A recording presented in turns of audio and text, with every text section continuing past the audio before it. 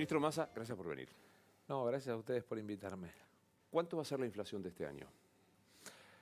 Bueno, va a depender mucho de que octubre, noviembre y diciembre, con el tipo de cambio fijo que establecimos a partir de la devaluación que le impuso el FMI a la Argentina, podamos tener garantía de reducción, que es a lo que aspiramos. Pero digo, ¿2 dígitos, 3 dígitos?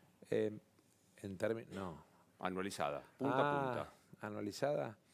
Bueno, el impacto de la devaluación que el FMI nos impuso nos va a llevar a que tengamos un resultado anual que probablemente esté cerca de los 3 dígitos. Bien. Pequeña digresión. ¿El fondo pidió, lo tomó el gobierno la decisión? No, el fondo pedía 100% de devaluación. ¿100%? Sí. El fondo pedía unificación cambiaria, para hacerlo más claro. Después, cuando en el vencimiento de junio nosotros tomamos la decisión de usar derechos de giros y yuanes para pagar y de alguna manera no aceptar que nos daban la plata contra la devaluación del 100, cambiaron la propuesta. Ahí plantearon una devaluación del 60, esperaron a que llegara el vencimiento de julio.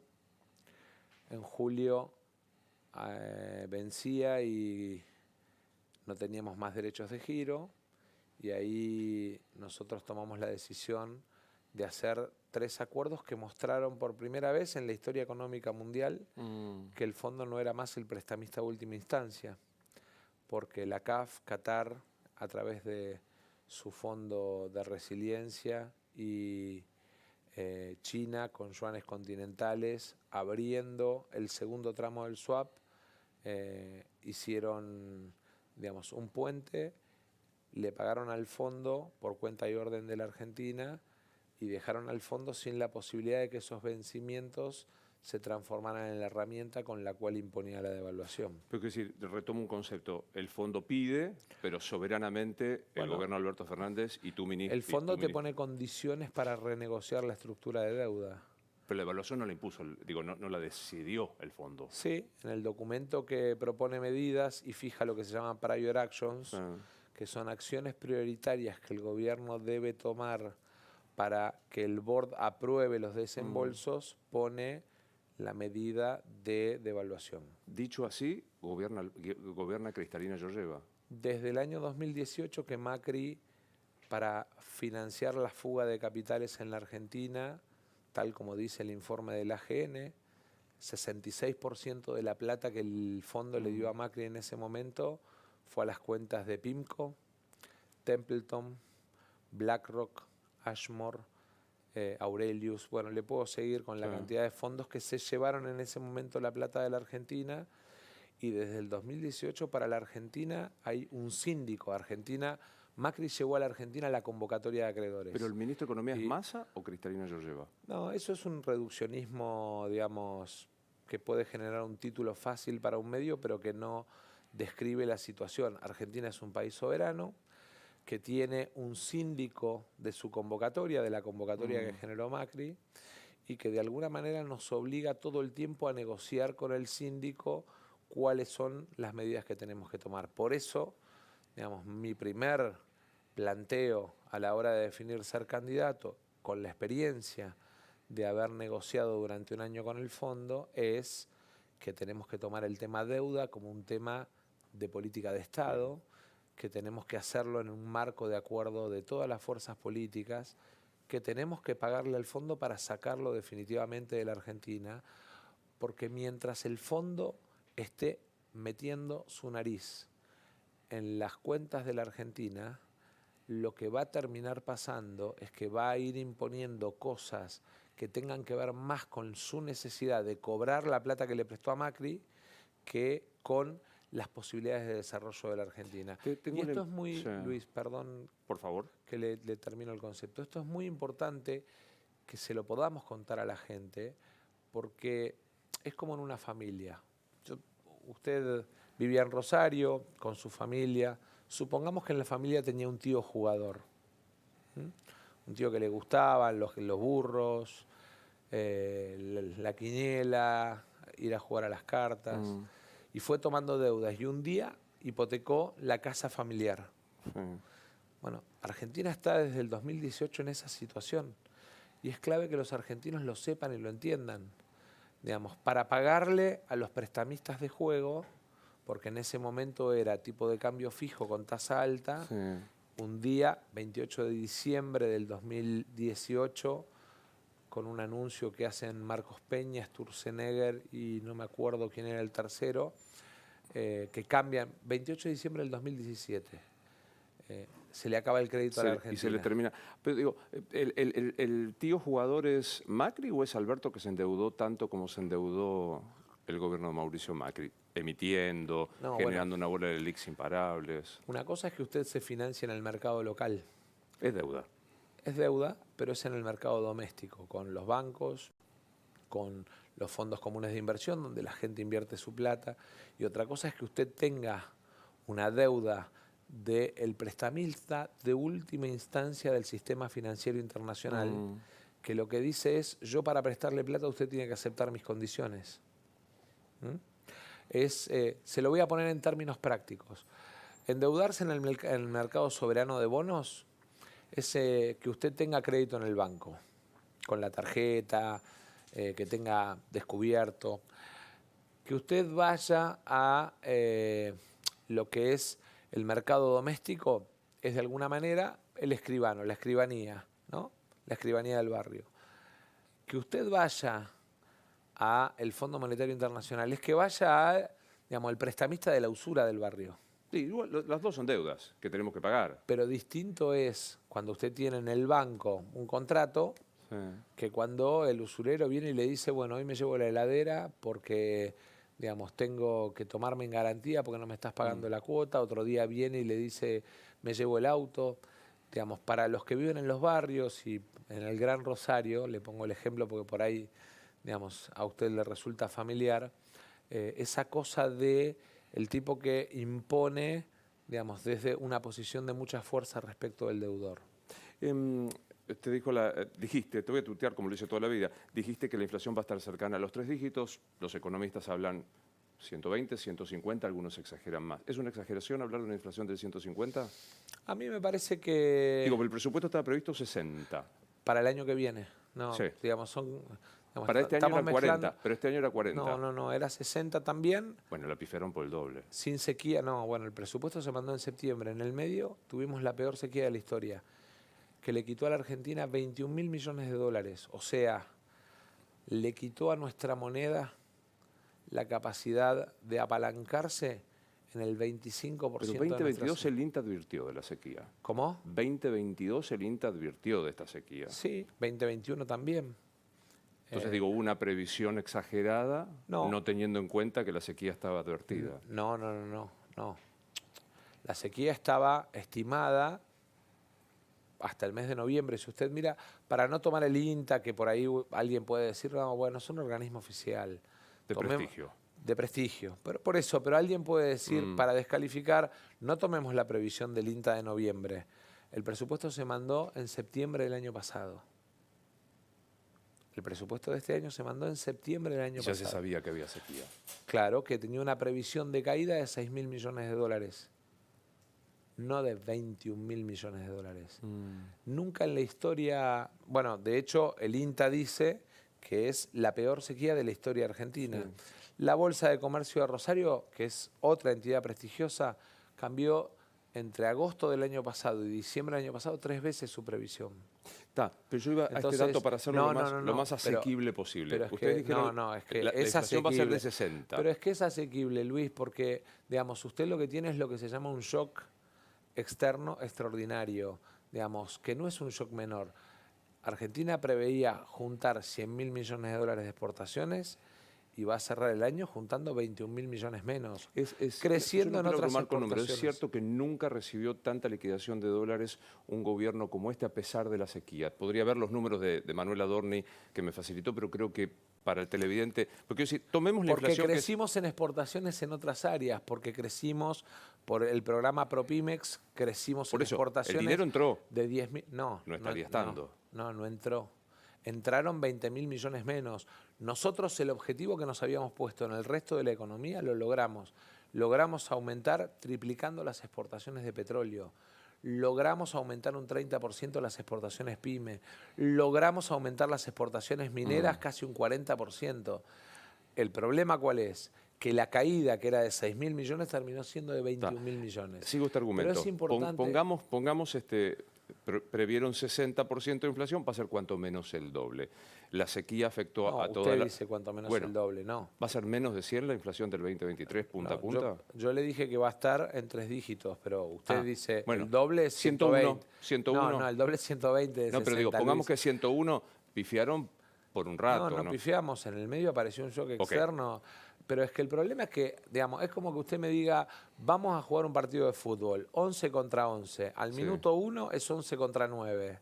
El resultado no es el mismo. La sequía no es un jugador menos. Pero es que yo entiendo que haga usted un reduccionismo que tiene más que ver con una posición política respecto del gobierno que con una convicción sobre los números. Los números son los números, Luis. Está claro. Entonces usted no puede negar que este partido empezaba 11 contra 11 y al minuto de juego fue 11 contra 9. Tampoco vos podés negar que la inflación previeron 60 y de 100. Pero dicho esto, se va a repetir mucho en esta entrevista, le hago de... ¿Por qué un ministro pero es que no puedo aceptarle que usted parta de un supuesto ignorando que el partido no es 11 contra 11, sino 11 contra 9? Porque si no es convalidar desde su preopinión un presupuesto falso. Porque 11 contra 11 es un partido en septiembre. En diciembre vino la sequía. No, en diciembre vino la sequía. Hicimos la advertencia sobre 6.000 millones. Terminó siendo 21.000 millones lo que perdimos. 15.000 Para la Argentina, crecimos 6.000 millones en otros sectores.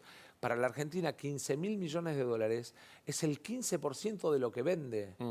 Es una enormidad. Claro. Es el 15% menos de respaldo para nuestra moneda. Y no ponerlo sobre la mesa es, digamos, cuanto menos tener mala fe en el análisis. Y no puedo dejarlo pasar. Yo no tengo mala fe, tengo una discrepancia en análisis, pero creo que la gente puede analizarlo.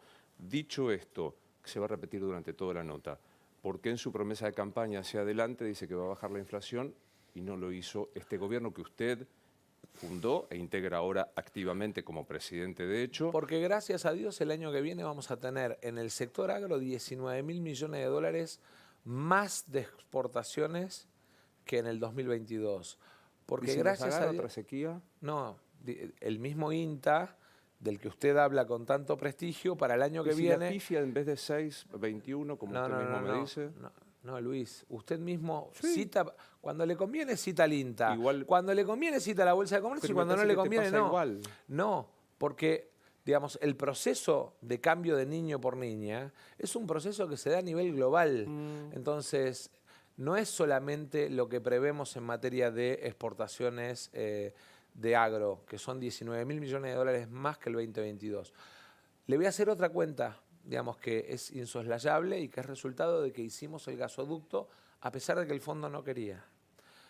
El año que viene, nuestro superávit energético va a ser 12.000 millones de dólares. En el 2022 tuvimos 7.000 millones de dólares de déficit en la balanza energética. Entonces, la diferencia es 19.000 millones de dólares más de fortaleza y acumulación de reservas. Puedo hacer no me importa ser acusado de reduccionista, pero los males de estos 4 años de gobierno, más del 50% de pobres, un niño menor de 16 años pobre. 40 dio el pobreza. Sí, pero... 40. Pero no, pero usted dice más de 50, 40. Digo. Más de, bueno, no pareciera mucho para enorgullecerse 40. No, por supuesto. Bueno, más del 40 de pobres, uno de cada dos menores. Si hablamos de números y dejamos pasar cualquier cosa... Lo tomo. 40% de pobres, un niño menor de 16 años o un joven menor de 16 años pobre. 2 de cada 3. Le voy a agregar un dato. Peor eso. 101% de inflación. ¿Es culpa de la sequía y de Georgieva? ¿No tiene nada para decir el gobierno que hizo mal? Sí, por supuesto, un montón de cosas. Obviamente, digamos, ¿o usted cree que en agosto del año pasado que el presidente de la Cámara de Diputados y uno de los fundadores de la coalición tenga que hacerse cargo de un Ministerio de Economía ampliado no es consecuencia de errores? Claro que es consecuencia de errores. ¿Sabe cuál es la diferencia? Que mientras muchos metían la cabeza abajo de la cama, yo me hice cargo. Y me hice cargo de un país que en ese momento hablaba de asamblea legislativa, que hablaba de corrida, que hablaba de hiper, que hablaba de un gobierno de salida, de helicóptero. Yo me hice cargo. Pero como debe ser para un fundador del movimiento. Pero además, no, yo podría haberme quedado, digamos, planteando las diferencias desde la presidencia de la Cámara de Diputados. ¿Y sabe lo que hice? Me hice cargo. No como pasó en otros momentos de la Argentina, donde quienes hoy pretenden presidir la Argentina se fueron en helicóptero. ¿Sí? Y eso me parece que es una diferencia central. Yo soy de los que trabaja todos los días para tratar de que a la Argentina le vaya bien. Pero Sergio, fundaste el entonces Frente de Todos. No, llegué al final en un acuerdo de coalición. El Frente de Todos ya estaba fundado. Bueno, participaste del Frente pero de es Todos. que, Bueno, no, porque, digo, ¿sabes pero cuál es Alberto el Fernández problema? no nació, porque Yo los entiendo y pero- entiendo que en pero la el lógica peronismo del canal dice- de Macri haya que plantear las cosas como, digamos, etiquetas puestas. ¿Este es el canal de Macri? Bueno, dicen todo, yo no lo sé, no pero por conozco. eso te pregunto, ¿es el canal de No, Macri? es lo que dice la gente. ¿Y vos qué pensás? Bueno, yo uso el mismo mecanismo que usás vos. La gente dice, la gente dice No, que yo no este es el dije canal ninguna de gente Macri. dice, ¿eh? Sí, recién me dijiste, la gente dice que la inflación, los No, los economistas economistas, te dicen- puedo citar si querés, de Adorni, Castiglione, Broda, no ¿Qué dice la gente. manejaron? ¿Cómo? ¿Qué manejaron alguna vez? ¿Que administraron? Sí. Pero no todos tenemos vocación de administrar, pero podemos ¿En lo técnicamente público o en lo analizar. privado? Porque ¿sabes cuál es el problema? Una cosa es sentarse y opinar, ¿sí? Eso hacemos los periodistas, Y otra cosa es hacer. eso hacen los gobernantes. Y la verdad es que yo, cuando hablo de la lucha contra la inseguridad, hablo desde haber bajado 92% el delito. Cuando hablo de la generación de empleo, hablo de 12 meses consecutivos de creación de empleo. Cuando hablo de la recuperación PYME, hablo de 12 meses con creación de 11.300 nuevas empresas en la Argentina. Cuando hablo de Vaca Muerta, hablo de, digamos, un año de gestión que llevó a duplicar la inversión en Vaca Muerta. Hablo de un gasoducto terminado. A mí me parece que está bien hablar, digamos, es parte de nuestra dinámica como sociedad. Pero yo entre hablar y hacer elijo hacer. Pero está claro, Y eso me lleva a que por ahí venga poco, no a este canal, digamos, en general, que hable poco en los canales, que trate más de dedicar mi tiempo a trabajar, a hacer, a tratar de resolver problemas. Yo siempre uso el ejemplo de la sociedad de fomento de un barrio. En la sociedad de fomento de un barrio hay 4 o 5 que se ocupan de pintar la canchita, tratar de conseguir las redes y ver cómo, digamos, las redes están y las camisetas de los pibes. Y después hay 20 que van el día del partido y dicen, che, ahí a la pintura le quedó una mancha de humedad, la red tiene 2 nudos que no están hechos y entonces hay un agujero. Yo valoro más a los 5 que se ponen a pintar, que se ponen a tratar de conseguir el viaje de los pibes, porque me parece que en esto de dedicarse a contar lo que hacen los otros, digamos, se busca siempre, digamos, lo que falta y no lo que se logra. Pero eso se llama periodismo, se llama pues, análisis de la realidad. Lo respeto, ¿eh? No, pero bueno, enhorabuena. Sí, claro. Enhorabuena. ¿Podés definirme a Patricia Bullrich? La ministra de Seguridad de Melconian, la candidata a ministra de Seguridad de Melconian, que fue ministra de Seguridad de Macri. ¿Podés definirme a Javier Milei? El candidato que habla de dolarizar la economía argentina sin tener el acuerdo de los dueños de los dólares. La pregunta es para pedir, lo hago siempre en el programa, para que te definas vos. ¿Quién sos vos? Un pibe que es hijo de inmigrantes, que nació y se crió en la clase media argentina, en el conurbano, que sueña con vivir en el país al que llegaron sus viejos y que de alguna manera cree que hacer es más importante que hablar. Ahí tengo que hacer la pregunta. ¿Sos el que evitó la reelección del kirchnerismo o sos el que estás aliado con Cristina? Todo eso junto, porque ¿Y cómo se puede son eso? momentos políticos. Es como que vos me digas, ¿Patricia es la de Montoneros o la de la ultraderecha de ahora? Digamos, ¿Mal de muchos? En realidad, no es un problema de mal de muchos. En realidad, ¿vos sos el de América haciendo desayuno americano Sí. o sos el que ahora, digamos... Sos el que dijo en desayuno y dice acá esta pregunta que te hago a vos. No. En desayuno por ahí decías cosas distintas a las que decís ahora y tiene que ver, podemos buscar un montón, pero Con no gusto, importa. con gusto.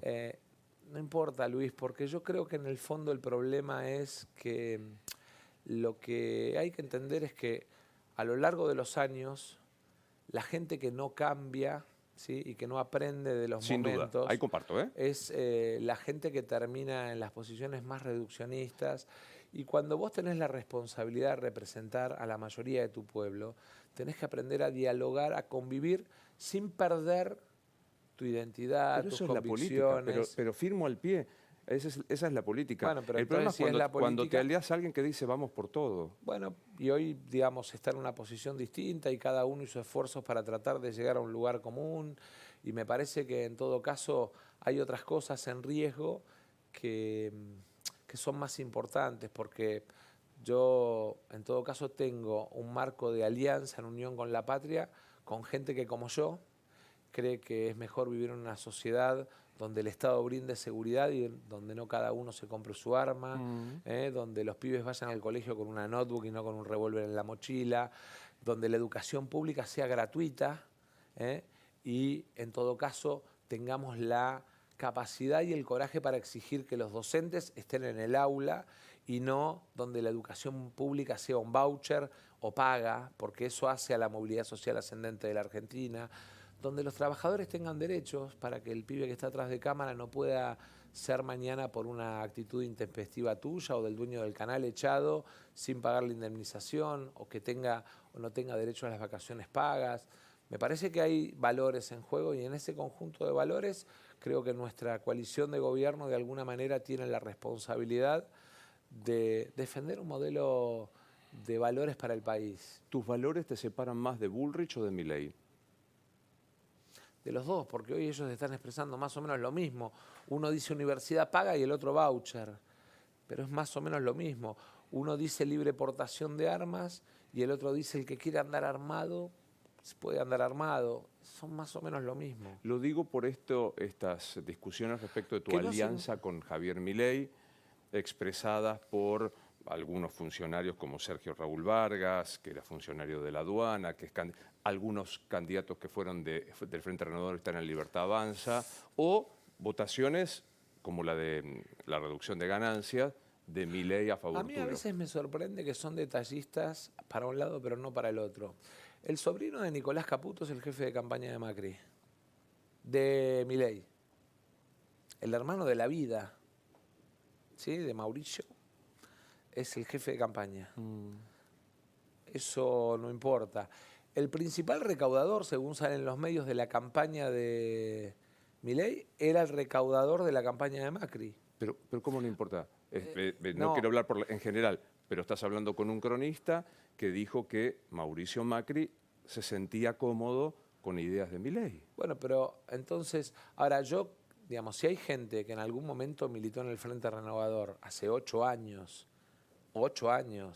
y hoy milita, y en el medio pasó por la lista de expertos, porque en el medio pasaron por otros lugares. Bueno, era ahora funcionaba Aduana Vargas, ¿no? No sé ni quién es Vargas, digamos, ¿no? Un candidato a senador en la provincia de Buenos Aires. La verdad no lo conozco, pero al margen del pobre No hay- Vargas, que Sí. digamos no sé quién es, y que no me suena ni siquiera que haya militado en el Frente Renovador, me gustaría busquémosle el perfil de Facebook o de Google a Vargas para ver si militó alguna vez en el Frente Renovador, no me suena, por lo menos que haya sido alguien importante. Digámoslo políticamente, ¿no fue alimentada la candidatura de Javier Milei por el gobierno para comer votos de Juntos por el Si Cambio? el gobierno perdió más votos... Pero digo, este fenómeno se levantó y le comió al gobierno a Juntos. Históricamente los analistas dicen, el peronismo sostiene su elección en el conurbano y en el norte argentino. Ganamos en el conurbano, perdimos el norte. Milei ganó el norte. O sea que el principal perjudicado de Sin la duda. candidatura por la candidatura de Milei fui yo, ¿no? Y no habrá sido porque este fenómeno que se creyó era Cuando tenés que direccionado. explicar demasiado algo es porque en realidad querés llevar, digamos, a un lugar que no existe lo que, digamos, la realidad no te demuestra. La realidad es que lo de Milei en todo caso es un sopapo a que en lugar de dialogar, buscar políticas de Estado, buscar consensos, ¿qué es lo que tengo que hacer desde el 10 de diciembre como presidente? De alguna manera la política en estos años se transformó en un campo de batalla en el que la pelea le ganó a la solución de los problemas de la gente. ¿Tiene vocación democrática Milei? No sé, eso preguntáselo a él. De la actuación, ¿qué visión tenés vos?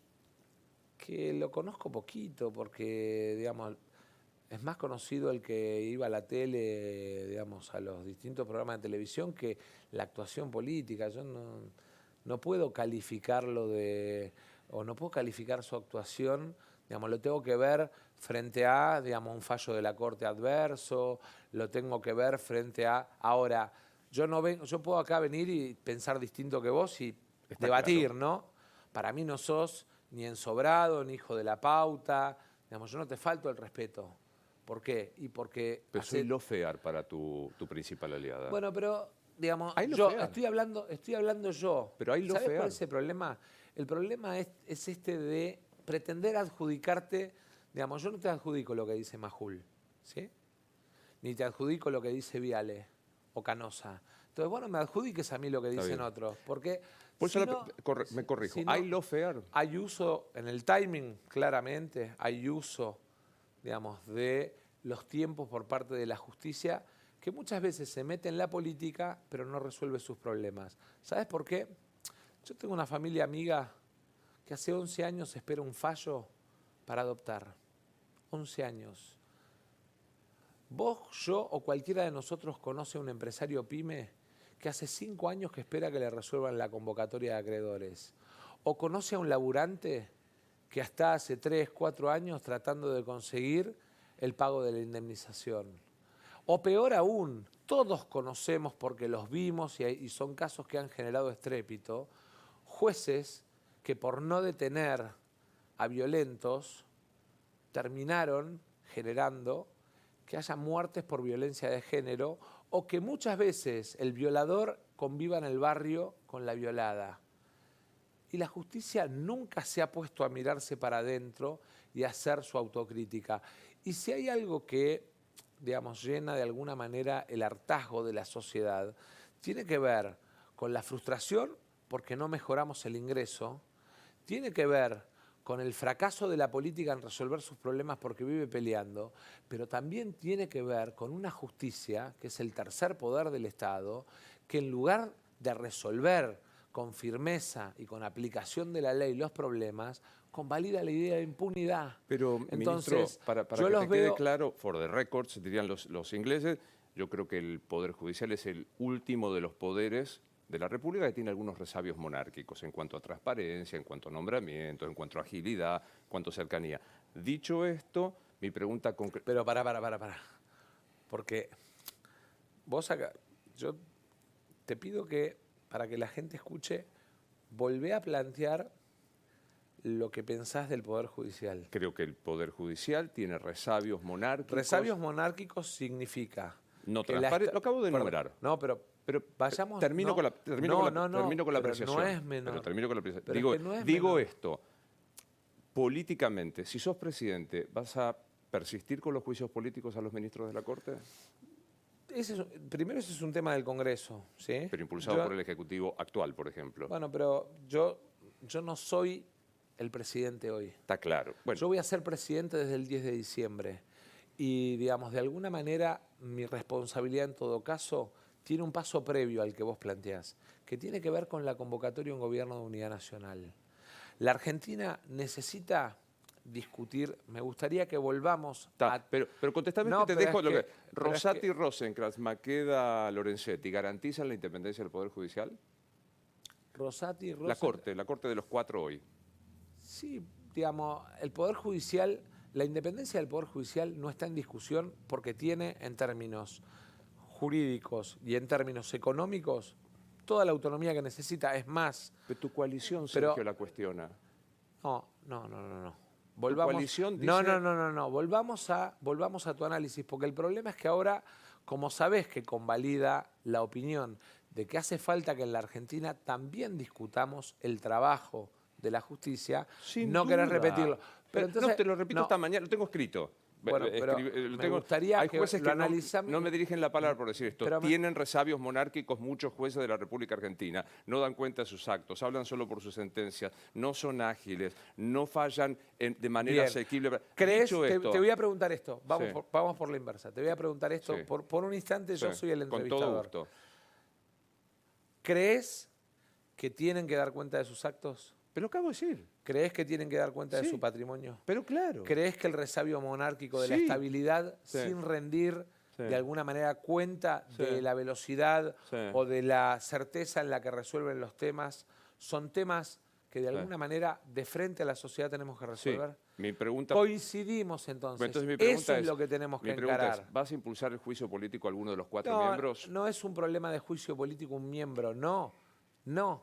Tenemos que ir a una cosa mucho más profunda, que es que rindan cuentas, que tengan, digamos, una medición. ¿Por qué lo planteas sobre un juez de la Corte Porque y no son lo los que la planteas? integran. No, bueno, está Pero bien, esta- pero pero la esta justicia Corte- no son 4 jueces de la Corte. Pero es sos abogado, es la cúspide del sistema penal. Del No. sistema legal, perdón. También del sistema penal, del sistema legal en general. Más o menos. Dicho esto, ¿esta Corte garantiza la independencia republicana de los poderes? Por ahora sí. Bien. Hasta acá, digamos, ha ido cambiando de opinión en algunos temas, lo cual no es bueno, ¿no? Cuando un juez falla en un mismo caso, digamos, sobre el saco de Novarecio, que es el mismo saco que tiene Massa, el saco de Novarecio es lindo y el saco de Massa es feo, digamos, son cosas que por lo menos los ensombrecen, ¿no? ¿Cuántos ministros de este gobierno, Alberto Fernández, serían ministros tuyos? Por lo menos la mitad. No me puse a hacer nombres porque no me gusta repartir cargos como si fueran caramelos antes de una elección, ¿sí? Creo que uno tiene que armar el equipo a conciencia. Pero por lo menos la mitad no serían ministros conmigo. ¿No les da el piné para? No, no es un problema de Piné. Yo armaría equipo de manera distinta, diseñaría los ministerios de manera distinta. Yo creo que este gobierno tuvo su inflexión respecto de la credibilidad en la fiesta de Olivos. ¿Qué fue la fiesta de Olivos? El punto de inflexión de credibilidad del gobierno. Sí. ¿Cómo va a ser recordado Alberto Fernández? Es muy temprano porque todavía está gobernando y porque en todo caso también hay una parte de la historia, digamos, y de mérito que no la podemos mirar con la suficiente objetividad porque todavía está gobernando, que es haber cargado una pandemia en la espalda, ¿no? Con todo lo que eso significa, convivir muerte, digamos. ¿Quién va a ser tu ministro de Economía? Todavía no lo voy a decir. Está decidido. Sí. ¿Y se va a anunciar? En algún momento sí. Pero más que como ministro, digamos, como referencia para que entiendan qué Argentina quiero. Néstor Kirchner decía, no importa quién porque el ministro de Economía soy yo. Cuando sos presidente y tenés, digamos, un contexto tan especial como el que va a enfrentar la Argentina en los próximos años, de crecimiento, de desarrollo económico, en el que va a pesar mucho la puja distributiva porque tenemos que recuperar ingreso, en la que además tenés que recuperar la jerarquía y el prestigio de las fuerzas de seguridad para devolverle la seguridad a la gente. O sea, yo quiero ser un presidente, digamos, asociado con la generación de trabajo, ¿sí? Quiero ser el presidente del trabajo y de la seguridad, ¿no? Pero también hay un tema que me vuelve loco y me fascina y que creo que es el desafío del siglo XXI para la Argentina y para los gobernantes, que es el tema educación. Acabo de plantear, digamos, el crecimiento a 8 puntos del PBI como obligatorio, la inversión de la Argentina en educación, mandamos la ley al Congreso, creo que hay que poner en 4º y 5º año robótica y programación obligatoria, creo que hay que arrancar el año que viene un programa de alfabetización de vuelta para que los pibes vuelvan a leer, creo que matemática hay que aumentarle la cantidad de horas porque los prepara para programación y robótica, creo que el sistema universitario tiene que ir a carreras cortas asociadas a la generación de capital humano en la revolución de la tecnología y el conocimiento, y ese tema me apasiona, y no me preguntes porque tal vez será porque soy hijo de inmigrantes, porque mi vieja, digamos, terminó el secundario con mucho esfuerzo de sus papás, porque mi viejo no terminó el secundario, porque, digamos, de alguna manera soy la primera generación universitaria de mi familia y veo el cambio que se produce, digamos, en términos de aspiracional para la familia, digamos, que le asigno tanto peso a la educación. Para mí, y me llama mucho la atención, mucho, Luis, te diría que es de las cosas que más me irrita. Escuché toda la vida a los sectores que hoy compiten electoralmente con nosotros hablar de que la educación es el mejor remedio contra la pobreza. Y plantean cobrarle a la gente para ir a la universidad. Plantean el recorte de las becas universitarias. Dicen que el Estado no tiene por qué darle notebooks a los pibes. Yo lo que digo es, contame si la educación es paga, cómo sacás de la pobreza a un tipo para ir a la escuela o a la universidad. Contame si el pibe no tiene la notebook, cómo hace para zambullirse en el mundo de la tecnología de hoy. Tengo que interrumpirte porque hay montones de temas y no mucho tiempo. En tu eventual gobierno el 10 de diciembre, ¿hay segunda vuelta? Ojalá que no. Vamos a trabajar para que no. ¿Te imaginas ganando en primera vuelta? No me imagino, voy a trabajar para. Bien. No es un problema de imaginación, es un problema de trabajar con convicción y convencer a los argentinos y sobre todo de ser amplios en la convocatoria. Yo vuelvo a repetirte. ¿Te imaginas algunos ministros radicales en tu gabinete? Sí, y nadie debería sorprenderse. ¿Puedo preguntar nombres? Nombres no, porque después los ponemos, digamos, o los sometemos a la cuestión de exposición. Pero no Gualeguaychú, donde había un sector que quería aliarse con dirigentes. Enorme sector. ¿De ahí? Pero en ese sector, digamos, hay gente que hoy está de un lado y gente que está del otro. Qué sé yo, en el 2015 Petri me acompañaba y hoy está, digamos, en una posición distinta. Pero por eso no quiero Morales te acompañaba. Morales también me acompañaba, pero no quiero hacer nombres porque es feo, porque Bien. después los exponemos. Ahora, sí te digo, va a haber radicales ministros en mi gobierno. ¿Qué lugar va a ocupar? Sí te digo, va a haber peronistas que hoy están en el PRO en mi gobierno. Sí. ¿Qué lugar va a ocupar Cristina Fernández y la Cámpora en tu gobierno? No, son como dos... No quiero separarlos, no me quiero meter en la interna de ellos. ¿Qué lugar va a ocupar Cristina? ¿Hay interna entre la Cámpora y Cristina? No, por eso. Digamos, porque ya veo que digo, no, bueno, son dos cosas distintas porque una cosa es una organización política que, digamos, gobierna Quilmes, va a gobernar Hurlingham, digamos, participa en el Congreso Nacional. ¿Qué lugar va a ocupar Cristina? Entiendo que Cristina, Duhalde, Macri, Néstor desgraciadamente no está, Menem no está, Alfonsín no está, pero yo creo que un presidente que se precie de ser buen presidente tiene que animarse a poder consultar a los expresidentes. ¿Se entiende? Y eso no es ser menos bueno, eso no es ser menos, es tener la humildad de decir, che, en este quilombo, en este tema, ¿cómo reaccionaste? ¿Poder tener de consulta a un expresidente? Una cosa es eso y otro el hackeo. Nadie puede alegar su propia torpeza de Cristina con Alberto. ¿Va a ocupar un lugar ejecutivo Cristina en tu eventual gobierno? No, y además te saca escobazos si le planteas una cosa así, ¿no? ¿Y la Cámpora? Me parece que... Y después, digamos, los dirigentes que hoy son parte de Unión por la Patria, digamos, no solo de la Cámpora, del movimiento obrero, digamos, de la representación de los gobernadores, sí, en la medida que valga la pena, en la medida que sean dirigentes que yo el laburo de Fernanda Raberta, por ejemplo, en el ANSES, yo lo supervaloro. Y no es porque sea de la Cámpora, es porque Fernanda es buena. Eso de etiquetar a la gente y decir, no, este es bueno o este es malo. Si me animo a convocar a un peronista que está en el PRO hoy, ¿cómo no me voy a animar a convocar a los que me acompañan y sueñan y creen como yo que un país de prosperidad es posible? Tenés claro que se repite eternamente el video de que ibas a barrer a los ñoquis de la Cámpora. Hoy forman parte de tu coalición. Sí, y yo creo en un Estado con orden fiscal. Yo soy de los que plantea que el año que viene tenemos que tener superávit fiscal y por eso mandé la separata al Congreso. Yo soy de los que cree que, digamos, un Estado presente no es un Estado gordo y bobo, sino un Estado eficiente. Siempre pongo el ejemplo, porque es el ejemplo que más entiende el vecino de a pie.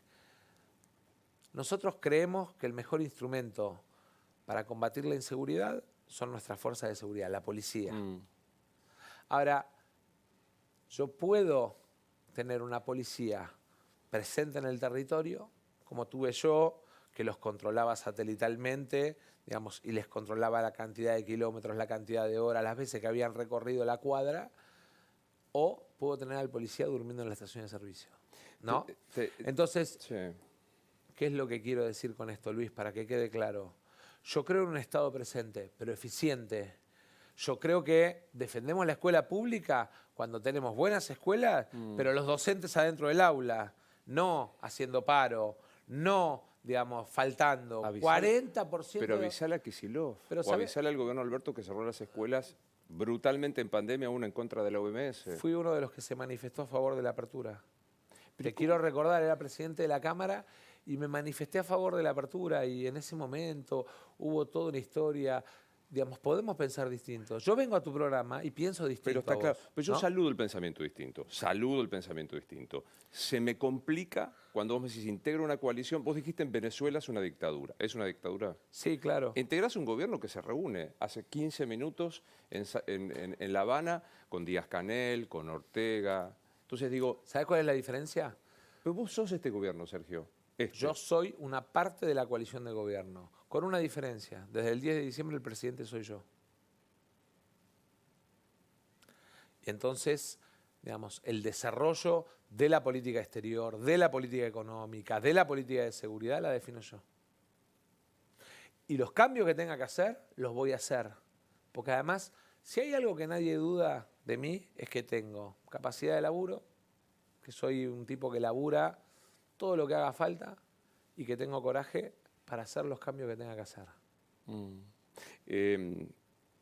Vos decís que, por ejemplo, en política exterior no te vas a alinear a la gestión de este gobierno del Frente de Todos. Yo creo en el multilateralismo, pero además que lo creo, digamos, y lo demostré en la gestión económica. Porque esto de hay que romper el Mercosur. Yo te quiero recordar que Brasil es nuestro primer socio comercial. Es donde vendemos las autopartes de los cordobeses, donde vendemos el laburo de los correntinos en la forestoindustria, es donde vendemos, digo, te puedo hacer la lista de lo que vendemos a Brasil, es eterna, ¿sí? Es nuestro principal socio comercial. Romper el Mercosur es romper eso, es dejar sin laburo a cordobeses, tucumanos, que es lo que plantean ellos. Peor cuando dicen lo de los BRICS. ¿Cuáles son de los 5 principales socios comerciales de Argentina? China y India están entre los 5. ¿Más Brasil? Bueno, pero a Brasil ya te lo había nombrado con el Mercosur. Por eso digo, pero... Ahí tenés 3 de los 5. Ahí ¿sabés cuánto tenés? 50.000 palos de exportaciones. ¿A quién le vamos a vender el aceite vegetal que se produce hoy en la provincia de Buenos Aires? Tu encolumnamiento ideológico es Venezuela, Cuba... no hay Estado de Derecho ahí. Estás en, digamos, por eso, digamos, los países que no respetan el Estado de Derecho, primero yo no me encolumno con ningún país, yo soy argentino. Está claro. Y pero no es menor, porque esto de decir yo tengo alineamiento automático, yo el único alineamiento automático que tengo es con mi patria, es con Argentina, ¿sí? Soy de los tipos, ¿sí?, que defiende la relación con Estados Unidos y probablemente sea el dirigente político de la Argentina que mejores relaciones tiene en el sistema político republicano y demócrata de Estados Unidos. Ahora, yo defiendo la soberanía de Malvinas también cuando voy a Estados Unidos. Y Estados Unidos no nos acompañó siempre en la defensa de soberanía de Malvinas.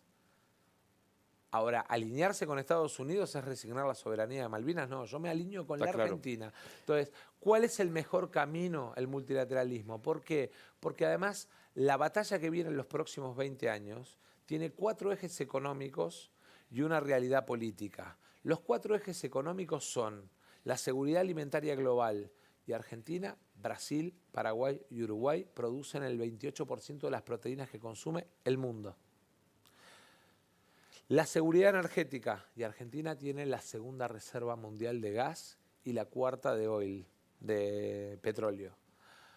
El tercer eje de debate del mundo son minerales raros, minerales y tierras raras.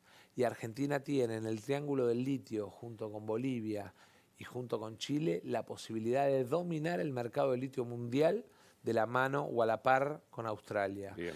Y el cuarto punto que domina la economía mundial de los próximos años es la economía del conocimiento. Y Argentina tiene en nuestra región, junto con Colombia, los 2 puntos de elegibilidad más importantes. ¿Por qué? Por el peso que tiene la educación pública en la Argentina. Entonces, sobre esos 4 principios, digamos, o sobre esos 4 ejes en los que en los próximos 20 años el mundo va a disputar, un principio que es multilateralismo. A todo aquel que me compre talento argentino, que me compre minerales con valor agregado, que me compre energía con valor agregado, que me compre proteínas con valor agregado, que me compre trabajo argentino, bienvenido. Bien, 2 últimas cuestiones que me comprometí públicamente. ¿Tenés alguna valoración de la decisión judicial de reabrir OTESUR, Los Sauces y Memorándum? Me llama mucho la atención el timing político, ¿no? En medio del proceso electoral, y es raro, ¿no? Raro. No apareció en 9 meses, estuvo ahí dormida, aparece ahora, después de la PASO, cuando se cae un sector de la oposición, se derrumban las encuestas, raro. El sábado, pasado mañana, Cristina va a decir que es una perseguida. ¿Es? ¿Sos vidente? Sí. Bueno, vamos a ver. Yo me gustaría verla antes de opinar, en Una todo vez caso, más, qué va a ya decir. lo dijo 1000 veces, ¿no? Bueno, convengamos que tiene derecho a defenderse en la justicia. ¿Tiene? Más vale. Bueno, entonces... ¿Está garantizado su debido proceso? Asignémosle el derecho a defenderse en la justicia y en todo caso seamos todos, por esto de la independencia de poderes, sí. garantes del debido proceso. ¿Es una perseguida política? Mira, en todo caso, más que la discusión sobre si es perseguida o no política, está claro que el timing de la justicia para con los casos que causan estrépito sobre la figura de Cristina es un timing con mucha precisión electoral, ¿no? ¿No te llama la atención que cada vez que aparecen los momentos electorales se reabren, se mueven? ¿Eso no te llama la atención como periodista? ¿No te genera como inquietud? No, a mí me llama la atención que palmarias pruebas para llegar a un procesamiento hayan sido cerradas inexplicablemente a la hora del debate del proceso oral. Pero es un tema largo. Está bien, no conozco puntualmente, digamos, el fallo del tribunal oral, pero supongamos que te asigno, ¿no te llama la atención que pasaron 15 meses? Jubilaciones, ¿O no querés decirlo? bonos para jubilaciones. ¿Qué te llama la atención? Bonos para las jubilaciones, reducción de ganancias, 18.000 pesos de reducción, etcétera, etcétera. Pavimentan el camino para la hiperinflación, se escucha. Es el discurso de Cambiemos. Discurso, hoy lo escuché a De Pablo decir esto. Mira, yo te voy a decir algo. Eso es no conocer las cuentas del Estado. Porque, por ejemplo, dentro del presupuesto, el impuesto país no estaba, ¿no? ¿Cómo se financia todo esto que algunos denominan plan platita? ¿Me dejás que termine? Correcto. Gracias. Eso es no conocer las cuentas del Estado. El impuesto país no estaba. Y el impuesto país representa un volumen de recaudación que no estaba previsto dentro de los gastos del Estado. Porque el impuesto país también fue una consecuencia de la negociación con el fondo. Que pegó en precios y que de alguna manera condena con impuestos el trabajo importado. Y sentimos que la mejor forma de ayudar a quienes eran víctimas del aumento de precios, porque el 40% de nuestra economía tiene componente dólar. El que fabrica este vaso, sí, el 40% de este vaso tiene componente dólar, porque tiene cosas importadas. Entonces estamos financiando gran parte de estas medidas con el impuesto país, que es una sobrerecaudación que tuvo el Estado argentino sobre los precios de los productos importados. ¿Hay riesgo de hiperinflación? No. ¿Por qué caen los bonos argentinos en el exterior? Porque uno de los candidatos competitivos, o tal vez el más competitivo según ustedes, está diciendo que otra vez la Argentina va a incumplir, que va a reestructurar. Y es gravísimo eso. Milei. No importa. Yo lo que te digo es, nuestra responsabilidad es cumplir los contratos que tenemos en el exterior, cumplir con nuestros pagos.